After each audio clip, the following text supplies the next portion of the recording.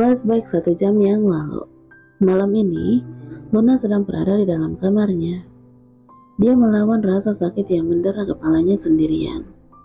Luna terduduk lemas di sudut kamar sembari mencengkram rambutnya dengan sangat kuat. Wajahnya nampak pucat dan keringat dingin menetesi pelipisnya. Dia merasakan rasa sakit yang luar biasa di kepalanya. Seakan kepalanya telah dihantam oleh benda keras bertubi-tubi. Luna memukul-mukul kepalanya sendiri ketika berderet-deret memori yang tak pernah dia ingat bermunculan, membuat rasa nyeri di kepalanya seakan mau pecah.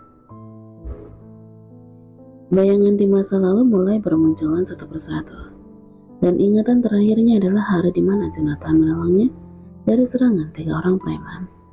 Kemudian salah satu preman yang ada di sana ingin menusuk perut Jonathan dengan belati. Tapi ketika Jonathan menahan tangan pria itu, dia malah menusukkan belati tersebut ke perutnya sendiri. Seolah-olah Jonathan yang telah membunuhnya.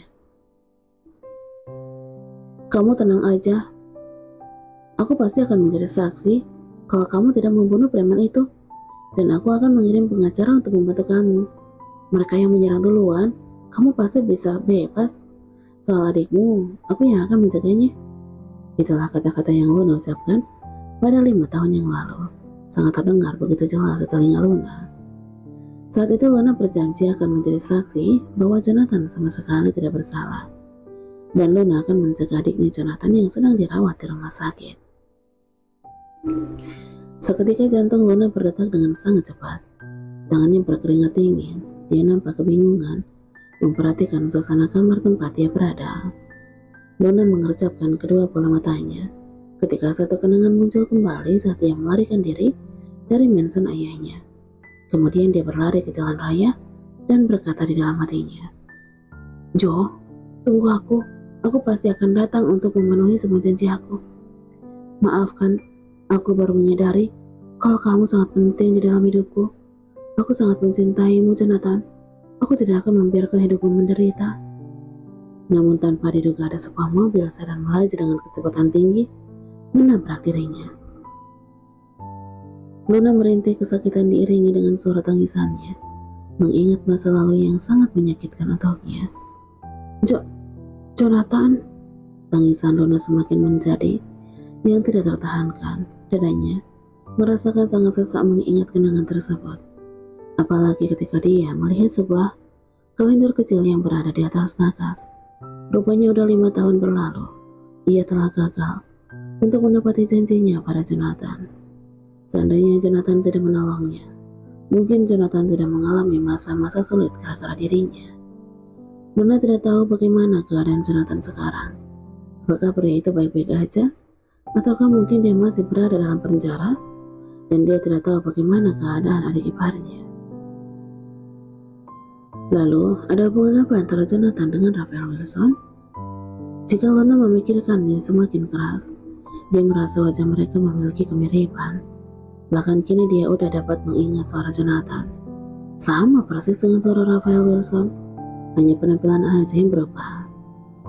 Luna tercekat, apakah mungkin Raphael Wilson adalah Jonathan? Entah apa yang Jonathan lalui selama 5 tahun ke belakang, hingga membuat Jonathan mengubah identitasnya menjadi Raphael Wilson dan menculik Luna, menandakan betapa besar rasa benci dan kecewanya Jonathan pada Luna. Bersama dengan itu, Luna mendengar suara rentetan tembakan di luar mansion. Rupanya Matteo telah datang bersama anak buahnya Tuan Stephen menyerang mansion milik Jonathan.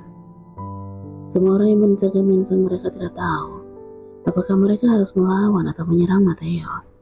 Karena bagaimanapun Tuan Stephen adalah ketua klan Lucifer yang dahulu.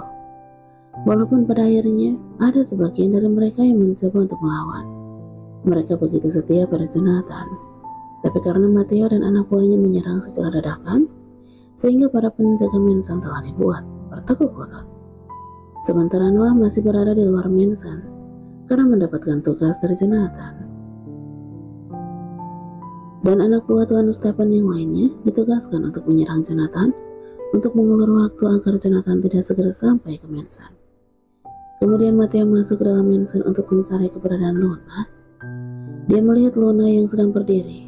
Wajah wanita itu nampak pucat dan matanya berkaca-kaca seakan wanita itu siap untuk ditembak oleh Matteo.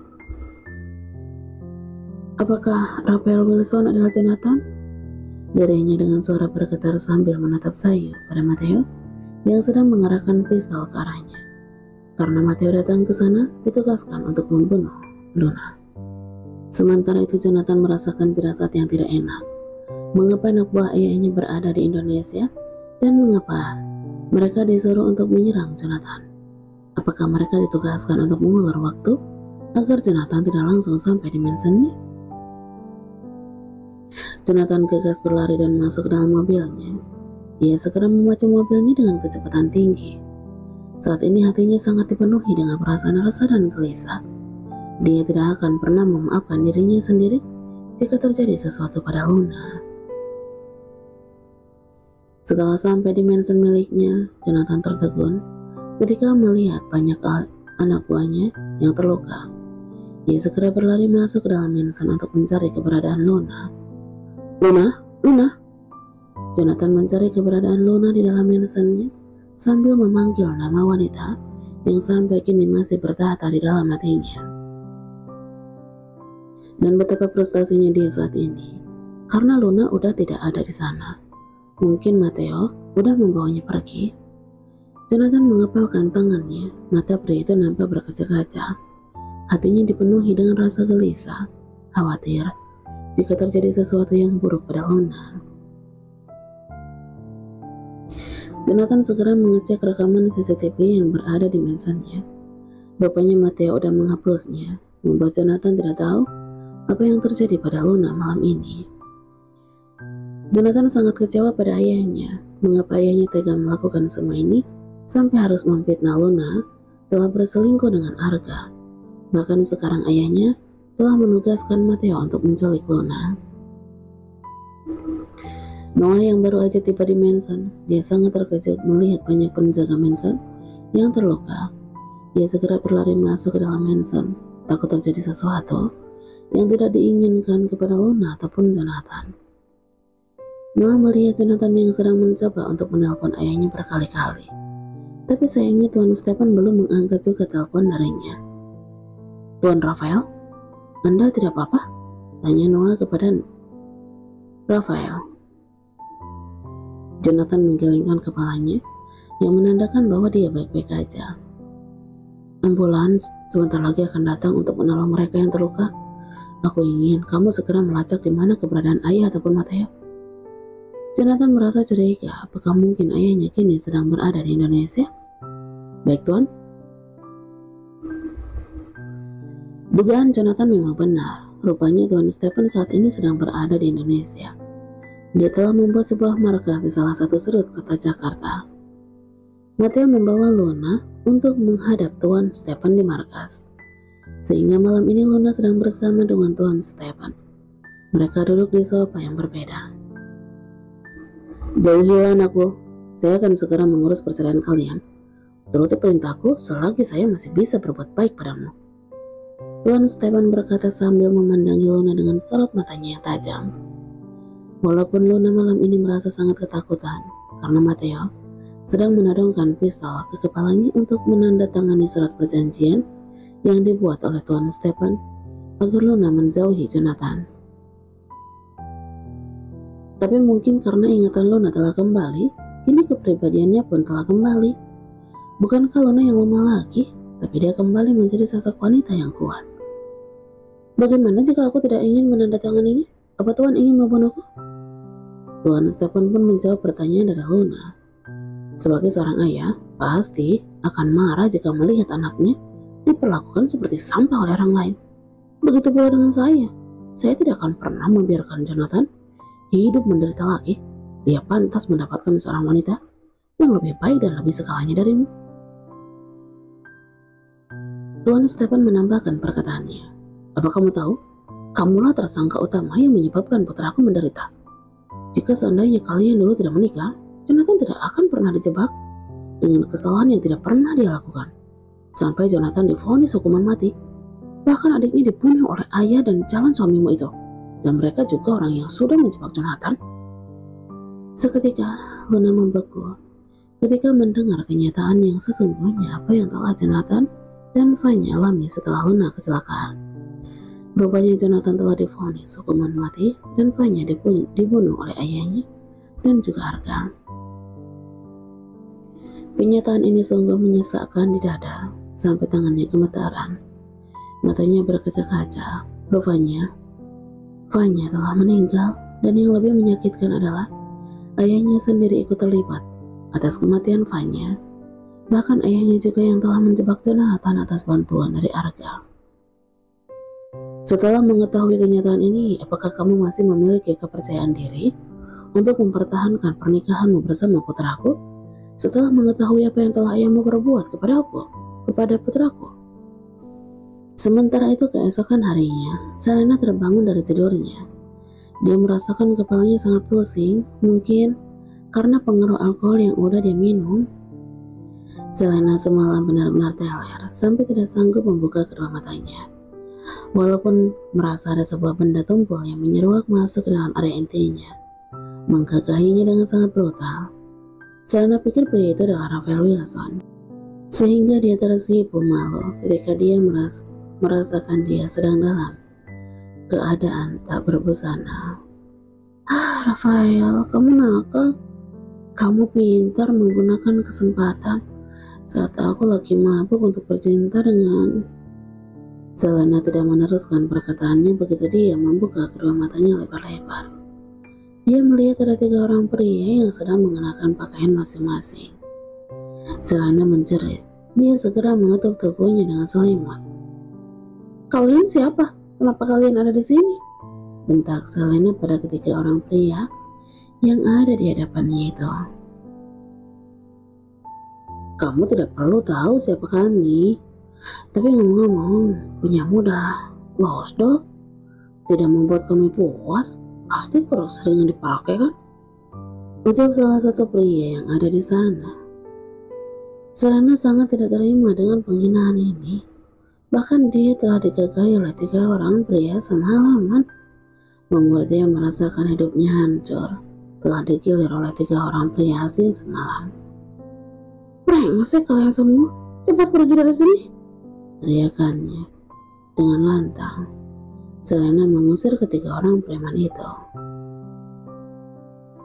Jangan marah-marah dong Luna, bukannya semalam kamu sangat menikmatinya dan juga mendesak keras?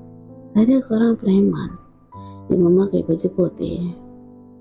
Selena menatap geram kepada ketiga orang pria itu. Dia merasa sangat jijik melihat ketiga orang preman yang berpenampilan acak-acakan dan berkulit tegil itu, menandakan mereka jarang mandi, membuatnya ingin muntah. Malum aja, mereka adalah preman jalanan. Ketiga orang preman itu pun segera pergi dari sana dengan sesuka hati. Mereka merasa beruntung hanya disuruh untuk bercinta dengan Selena. Udah enak, dapat bayaran yang besar pula. Helena memukul-mukul bantal dengan penuh emosi. Dengan kondisi rambutnya yang masih acak-acakan dan masih dalam keadaan tanpa busana. Rafael Wilson? Selena sangat kesal dan marah kepada pria itu. Rupanya Rafael Wilson semalam telah menukarkan minuman mereka berdua. Padahal Selena sengaja memasukkan cairan mengandung alkohol ke dalam minuman Rafael Wilson agar pria itu mabuk, tapi rupanya malah senjata makan tuan, dan yang lebih buruknya bukan pria yang diharapkan menyentuh tubuhnya. Tubuhnya malah dinikmati oleh 3 orang preman yang tidak ia kenal. Selena tidak mengerti mengapa Rafael Wilson tega sekali menghina dan menyakitinya seperti ini. Sampai-sampai harus menyuruh 3 orang preman untuk menggagahinya. Selena sama sekali tidak menyadari dengan kesalahan yang pernah dia lakukan. Ia dulu sering menghina Jonathan yang versi dahulu, selalu melontarkan kata-kata yang sangat menyakitkan untuknya. Dan yang paling tidak bisa Jonathan maafkan adalah ketika Selena dan ibunya datang ke penjara. Mereka mengatakan kalau Luna sedang bersenang-senang dengan pria lain di luar negeri, dan Jonathan ingin memberikan hukuman kepada Selena yang telah tega menyuruh 3 orang preman untuk memperkaos Luna Selena sengaja membuat Luna mabuk dan menyuruh 3 orang preman untuk menculiknya dan memperkayasnya. Beruntung Jonathan telah menolong Luna kala itu. Dan sekarang Selena telah merasakan bagaimana rasanya digagahi oleh 3 orang pria. Hukum tak bertuai. Selena telah merasakan akibat dari perbuatannya sendiri.